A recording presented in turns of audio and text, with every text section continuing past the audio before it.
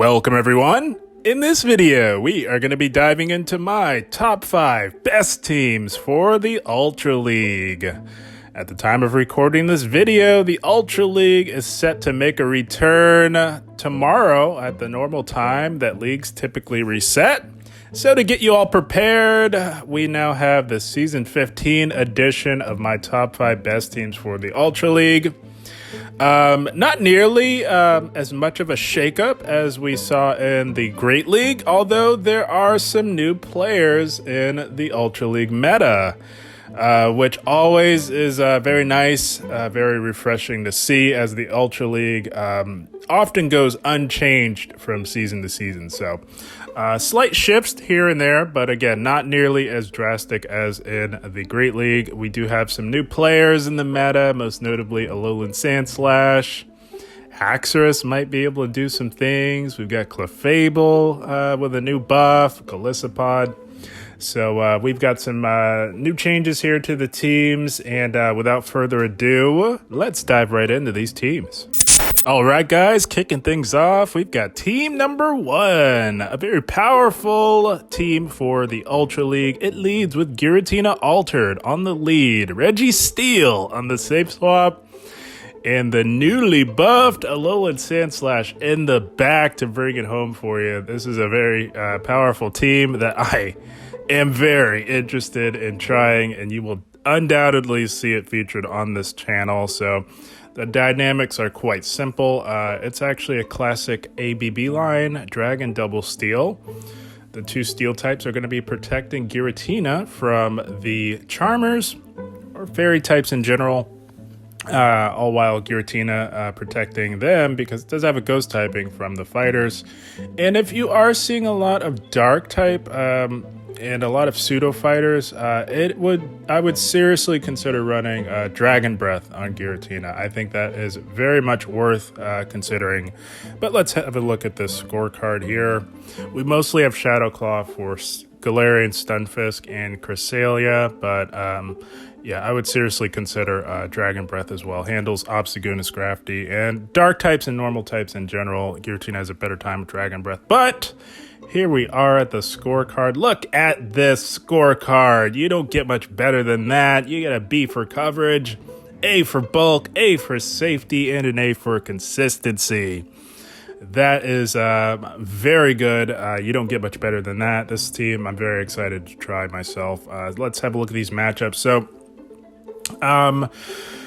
a lot of you already have a little bit of experience running A-Slash in the Great League, so you might be very comfortable with using it by now. I know I am, and I'm also very excited for it in the Ultra League. But Giratina on the lead, we all know. I'm sure many of us have been running it on the lead for many seasons. Very comfortable with the matchups. But again, we've got Shadow Claw basically for Cresselia and Gfisk, although I don't think you really need it. I think with these steel types in the back, especially A-Slash up a shield, you should be doing just fine. If you do end up going Dragon Breath, which again, I would seriously consider because I do anticipate seeing quite a bit of Obstagoon and Scrafty as they do address Alolan Sandslash. But overall, not a whole lot to really hammer home. The matchups are what they are, and I think we are all very familiar with them by now. Running Shadow Claw, you are going to have a few trade-offs, again, with Obstagoon and Scrafty. Those two would be much more of a team effort. Umbreon to an extent as well. So, again, I would seriously consider Dragon Breath, as you do win those in the 2s with Dragon Breath Tina. And that is where you will be encountering them on the lead with Giratina. That's where the trouble will arise. But other than that, everything is pretty straightforward. And basically, if it's a Charmer, you're getting the heck out of there just as fast as you can into your Registeel safe swap. I do like Reggie as a safe swap. It performs well in any role, whether it be a closer safe swap or a lead. But on the safe swap, being able to get that little bit of an energy lead, because your opponent does have to react to that, and they will be behind at the very least a turn, depending on how fast they react. Having that slight energy lead can be quite beneficial for Reggie, so I do like it on the safe swap.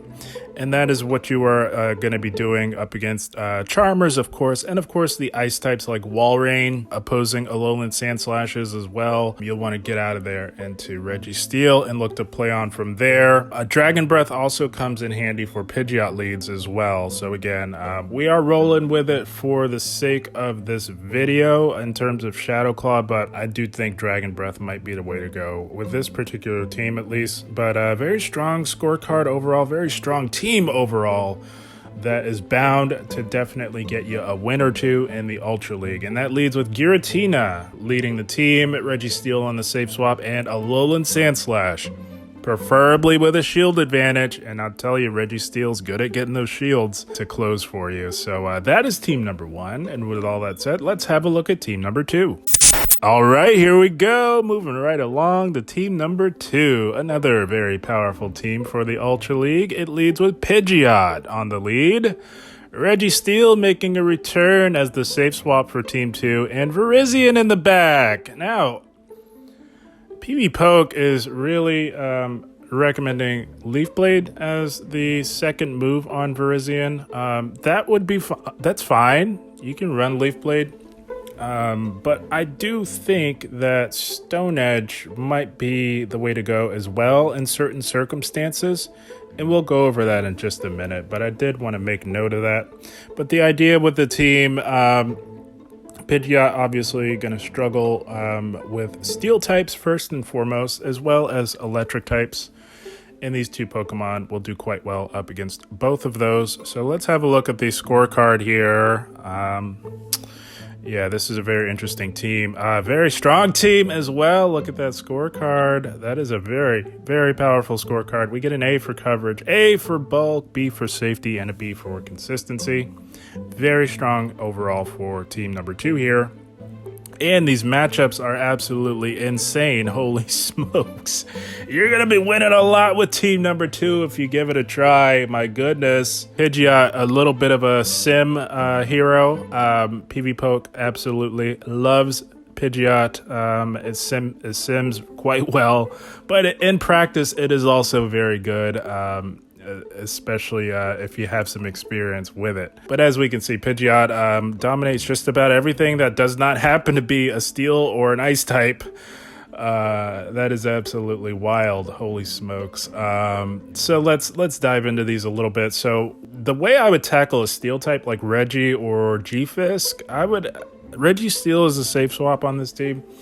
But I would almost actually recommend safe swapping Virizion. And if you do employ this strategy and advice, I would recommend Stone Edge. That's what you'll want to have on Virizion if you choose to utilize it as a safe swap, because they will undoubtedly meet you with a flyer if they have it. Usually a Charizard.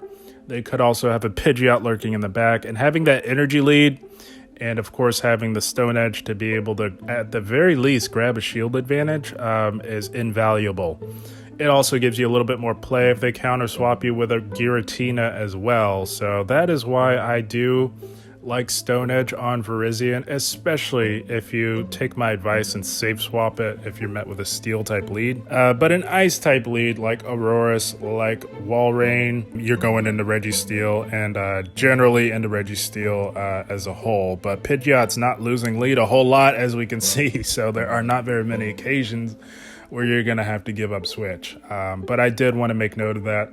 On the Steel leads, you're going into Virizion, and you're going to have Stone Edge on Virizion for those occasions. I'm not sure why it's recommending Leaf Blade, but especially with Pidgeot being able to cover the two most common water types, being Swampert and Tapu Fini, and Jellicent for that matter. So yeah, just run Stone Edge. I'll likely have the graphic with Stone Edge as well.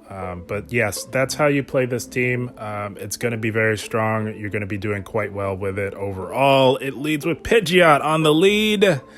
Registeel on the safe swap, although you will mostly be safe swapping Virizion and Virizion in the back.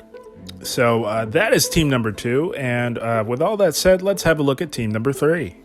All right, guys, here we go. Team number 3. Team 3 leads with Cresselia on the lead here. Regirock on the safe swap, and a Alolan Sandslash in the back. So another very powerful team. Cresselia, always going to be very strong in the Ultra League. I don't see that changing anytime soon. It's going to be protecting our back 2 Pokemon from the fighters, of course, and the back 2 are going to be protecting Cresselia from the flyers, as Cresselia does have a tendency to struggle with the most common flyers that we see in the meta. So let's have a look at this scorecard here for team number 3. And look at that, not bad. Very strong scorecard for team 3. We get a B for coverage, A for bulk, B for safety, and an A for consistency. So that is a very solid scorecard overall for team 3 here. And let's have a look at these matchups. So Cresselia does not like steel types, of course. And with Regirock having coverage on the steels, it's not so bad. Same goes for Alolan Sandslash.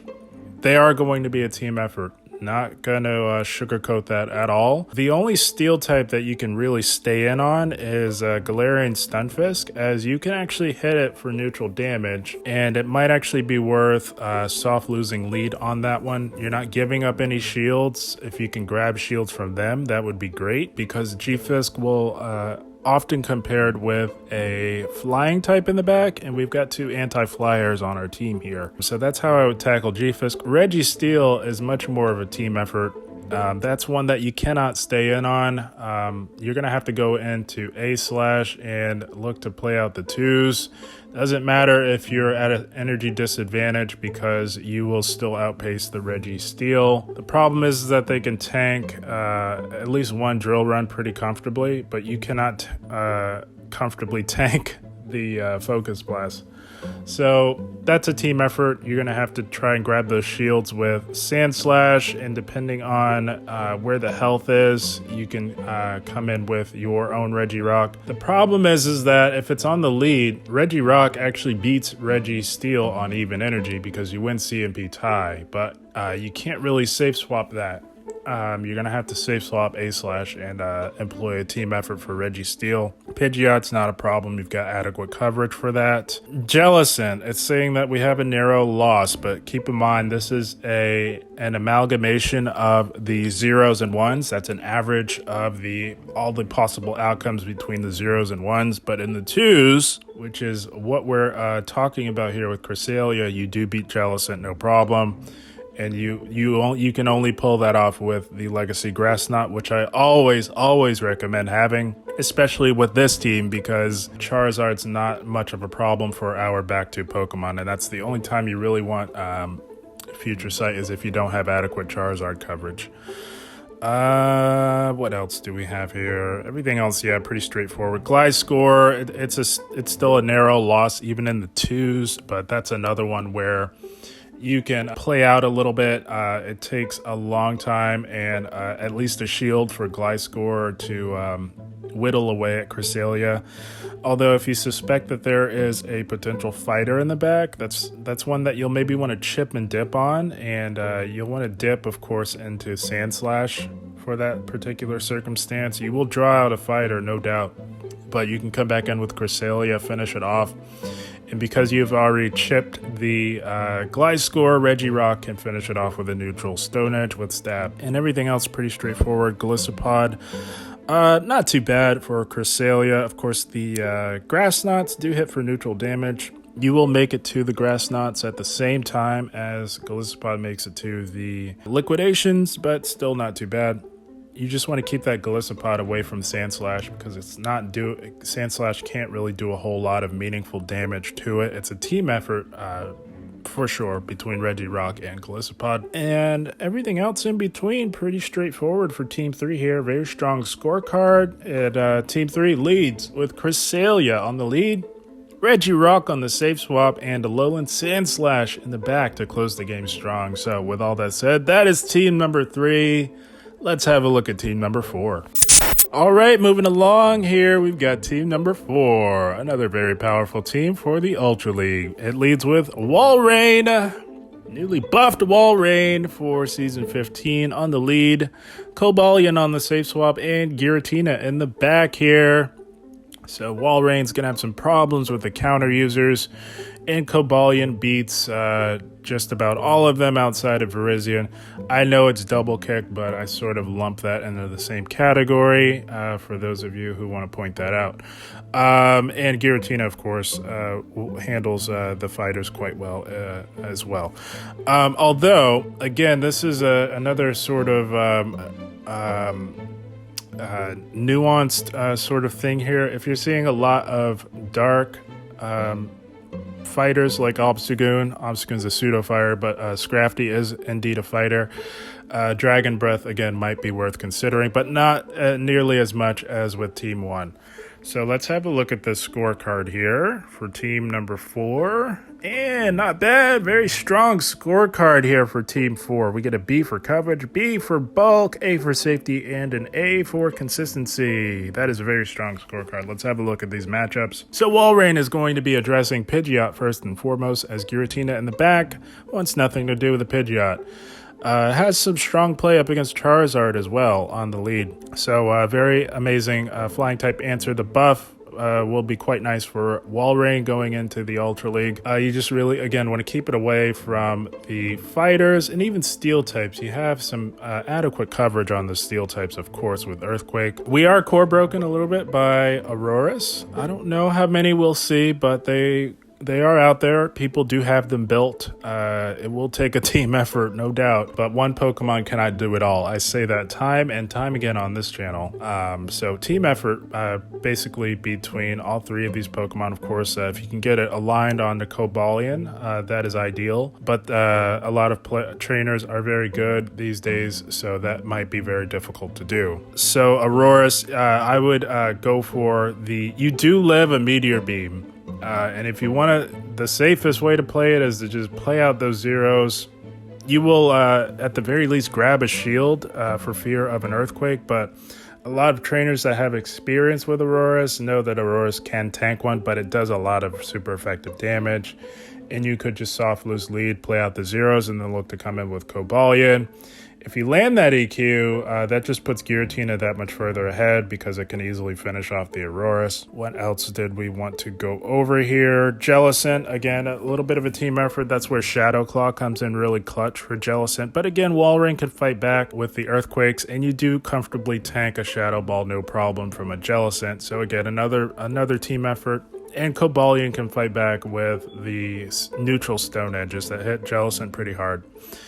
What else do we have here? And again, yes, Scrafty, Obstagoon. If you're seeing a lot of those at your particular elo, again, Dragon Breath might be worth considering. And if you do employ Dragon Breath, I would consider safe swapping Giratina onto those. It might entice them to actually stay in, especially if they're unfamiliar with the matchup.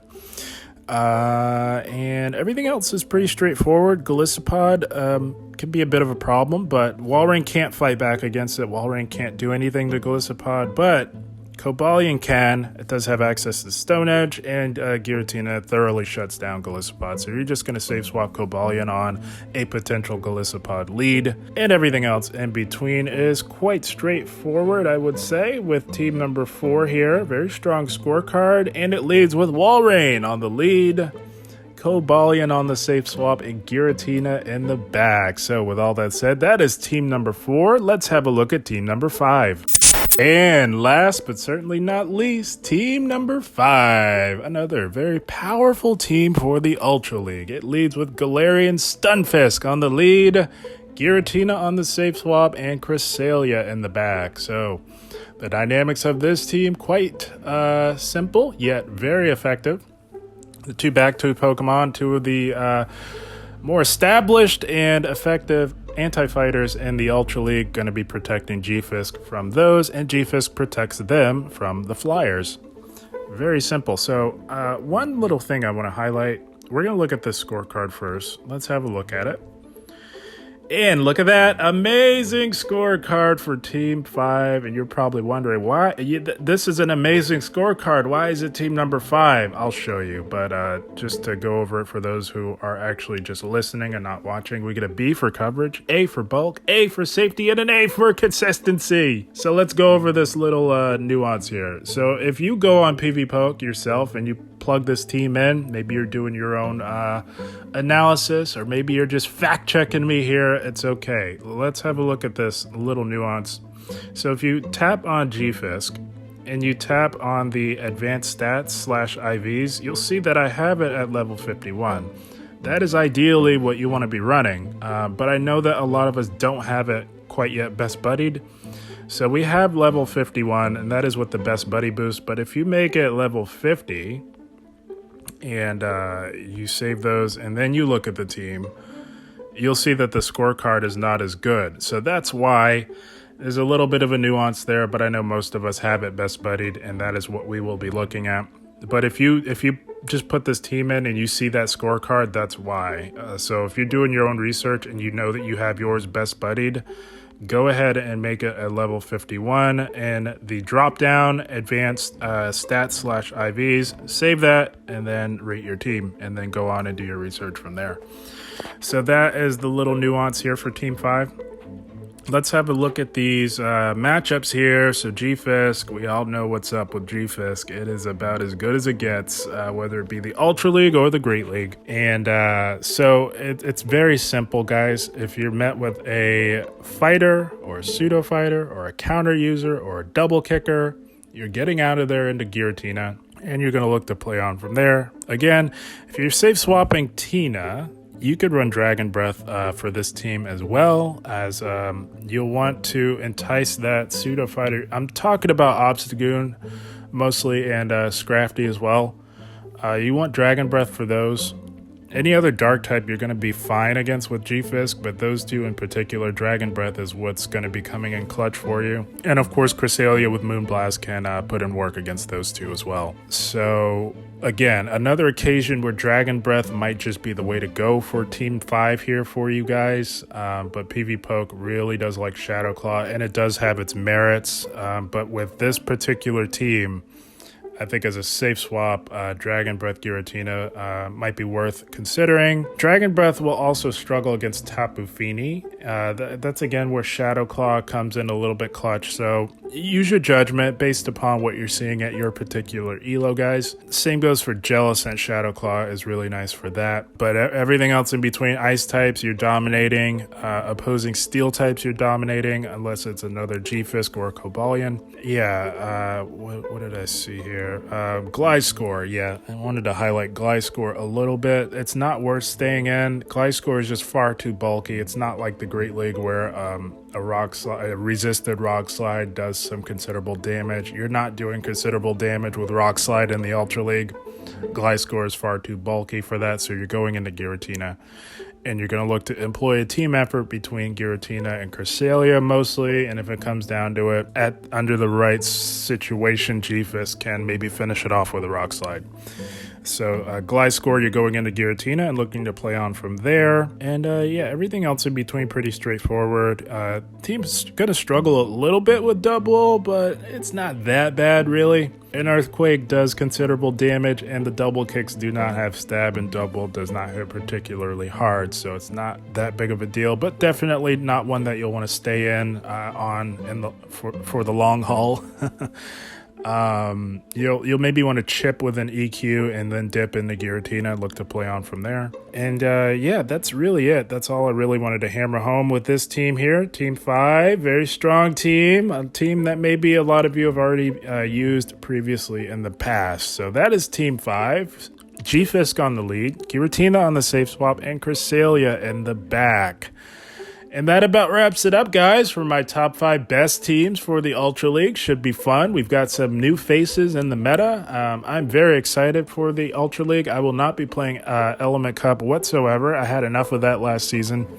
So if you want to see some strong Ultra League content, this is the place to catch it. But yeah, without further ado, guys, I had a blast. I hope you all enjoyed. As always, I thank you for watching and keep up the grind. Thank you, guys.